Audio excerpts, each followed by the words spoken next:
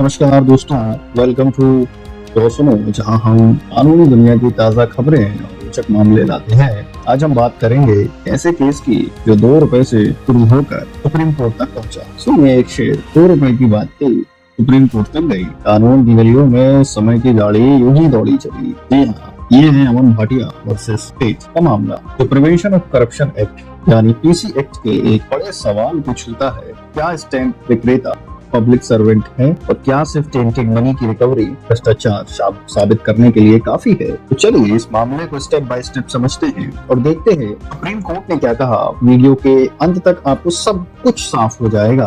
अगर आपको कानूनी कहानियां पसंद हैं तो लाइक करें, शेयर करें, सब्सक्राइब करना ना भूलें। बेल आइकन भी दबाएं ताकि हर नया अपडेट आप तक पहुंच पाए। बात शुरू होती है दिल्ली के जनकपुरी से, जहां अमन भाटिया एक लाइसेंस प्राप्त स्टैंप विक्रेता थे। 2003 में एक शिकायतकर्ता ने एंटी करप्शन ब्रांच यानी एसीबी में शिकायत की कि अमन ने ₹10 के स्टैंप पेपर के लिए ₹12 मांगे, यानी ₹2 ज्यादा। सुनिए, ₹2 का हिसाब था और जाल बच गया। एसीबी की नजर में विक्रेता फंस गया बॉस। एसीबी ने एक ट्रैप लगाया जिसमें शिकायतकर्ता को फेनोल्फथालीन पाउडर के चिन्हित नोट दिए गए, एक ₹10 का और एक ₹2 का। जब शिकायतकर्ता ने ये नोट अमन को दिए तो उन्होंने स्वीकार कर लिए और रेड टीम ने उन्हें पकड़ लिया। ट्रायल कोर्ट ने अमन को प्रिवेंशन ऑफ करप्शन एक्ट के section 7, section 13(1)(d), section 7, section 13(1)(d) के साथ सेक्शन 13(2) के तहत दोषी ठहराया, जिसके लिए सेक्शन 7 के लिए 6 महीने की कैद और सेक्शन 13 के लिए 1 साल की कैद सुनाई। दिल्ली हाईकोर्ट ने भी इस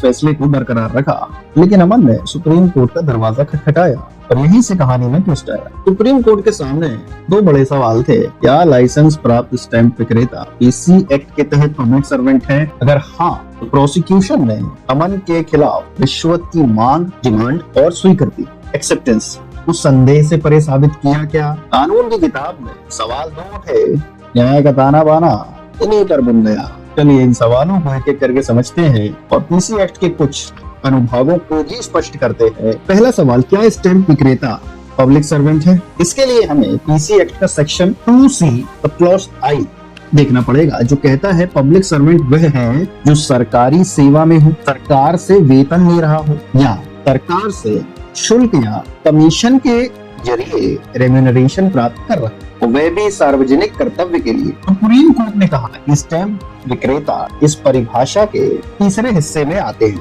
क्योंकि दिल्ली प्रोविंस स्टैंप रूल्स 1934 के तहत स्टैंप विक्रेताओं को स्टैंप खरीदने पर छूट मिलती है। यह छूट ही उनका रेम्यूनरेशन है। मिसाल के तौर पर अगर एक विक्रेता ₹100 का स्टाम्प ₹99 में खरीदता है और ₹100 में बेचता है, तो ये डिफरेंस जो ₹1 का है, ये उसका कमीशन हो गया। तो कोर्ट ने यह भी कहा कि स्टैंप विक्रेता एक सार्वजनिक कर्तव्य निभाते हैं।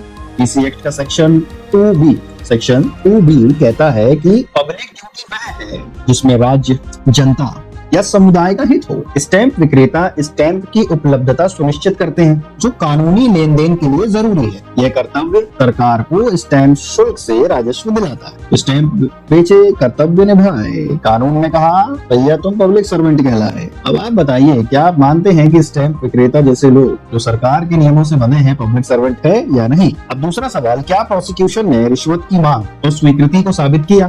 तो पीसी एक्ट के सेक्शन 7 और सेक्शन 13(1)(d) के तहत दोषी ठहराने के लिए यह साबित करना जरूरी है कि पब्लिक सर्वेंट ने रिश्वत की मांग की और उसे स्वेच्छा से स्वीकार किया। सुप्रीम कोर्ट ने नीरज दत्ता वर्सेस दिल्ली गवर्नमेंट 2023 वाले केस में कहा कि बिना मांग के सिर्फ टेंटेड मनी की वसूली काफी नहीं है। सेक्शन 7 कहता है कि अगर कोई पब्लिक सर्वेंट किसी से कोई लाभ, नोटिफिकेशन मांगता है या स्वीकार करता है ताकि वह अपने आधिकारिक काम में पक्षपात करे तो वह अपराधी है। सेक्शन 13(1)(d) कहता है कि अगर कोई पब्लिक सर्वेंट भ्रष्ट या गैर कानूनी तरीके से कोई मूल्यवान चीज या आर्थिक लाभ हासिल करता है तो वह अपराधी है। सेक्शन 13(2) इस अपराध की सजा तय करता है। इस मामले में शिकायतकर्ता ने कहा कि अमन ने ₹12 मांगे, लेकिन जो पंच विटनेस ने यह नहीं सुना कि कोई मांग हुई। ये समझिए कि पंच विटनेस क्या होता है। सबसे पहले पंच विटनेस एक स्वतंत्र गवाह होते हैं जिसे एसीबी जैसी एजेंसी ट्रैप ऑपरेशन में शामिल करती है। इसका काम लेन देन को देखना, बातचीत सुनना और यह सुनिश्चित करना होता है कि ऑपरेशन जो हुआ है, ट्रैप ऑपरेशन, वो निष्पक्ष हो। इस केस में पंच विटनेस को शिकायतकर्ता के पास रहकर अमन की मांग सुनने और सिग्नल देने का निर्देश था, लेकिन पंच विटनेस ने कहा कि वह शिकायतकर्ता के बहुत करीब था, फिर भी उसे मांग याद नहीं। उसने यह भी नहीं बताया कि कोई मांग थी या नहीं। जो रेड मारने ऑफिसर्स गए थे उन्होंने भी मांग की बात नहीं सुनी। साथ ही रेड के समय और जांच एजेंसी आने के बीच 3 घंटे का अंतराल था। रेड मारी 4 बजे, जांच अधिकारी आए 7:15 बजे। इसका कोई जवाब नहीं मिला, मांग का सबूत ना मिला, केस कमजोर पड़ा।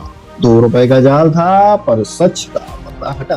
कोर्ट ने कहा कि मांग का सबूत ना होने से सेक्शन 7 और सेक्शन 13(1)(d) के तहत दोष सिद्धि नहीं हो सकती। तो इसका मतलब है कि डिमांड का होना जरूरी है यदि आपको सेक्शन 7 और सेक्शन 13(1)(d) के तहत दोष सिद्ध करना है। साथ ही 10 रुपए का नोट भी टेंटेड था जो अमन को वैध रूप से मिल सकता था, इसलिए यह साबित करना मुश्किल है कि 2 रुपए रिश्वत थी। अब समझते हैं पीसी एक्ट का सेक्शन 20 जो कहता है कि अगर यह साबित हो कि पब्लिक सर्वेंट ने कोई लाभ स्वीकार किया है तो यह माना जाएगा कि उसने रिश्वत ली जब तक वह उल्टा साबित ना कर दे। The burden of proof public servant के ऊपर है, लेकिन कोर्ट ने कहा कि यह प्रिजम्पशन तभी लागू होता है जब डिमांड एक्सेप्टेंस प्रूफ हो। यहाँ मांग का सबूत था ही नहीं, इसलिए सेक्शन 20 का अनुपालन या सेक्शन 20 का अनुमान लागू नहीं हुआ। कानून की नजर में सबूत है राजा, बिना मांग के रिश्वत का केस है बाजा। सुप्रीम कोर्ट ने इस पूरे केस में क्या निष्कर्ष निकाले कि स्टैंप विक्रेता पीसी एक्ट के सेक्शन 2C1 के तहत पब्लिक सर्वेंट है, क्योंकि वे सरकार से रेम्यूनरेशन लेते हैं और सार्वजनिक कर्तव्य निभाते हैं। पहली चीज तो क्या हो गया क्लियर कि जितने भी स्टैंप विक्रेता है वो पीसी एक्ट के तहत पब्लिक सर्वेंट है। दूसरी चीज क्या है सुप्रीम कोर्ट ने निष्कर्ष में निकाली कि प्रोसिक्यूशन रिश्वत की मांग और स्वीकृति को संदेह से परे साबित नहीं कर पाया, इसलिए अमन की दोष सिद्धि रद्द हो गई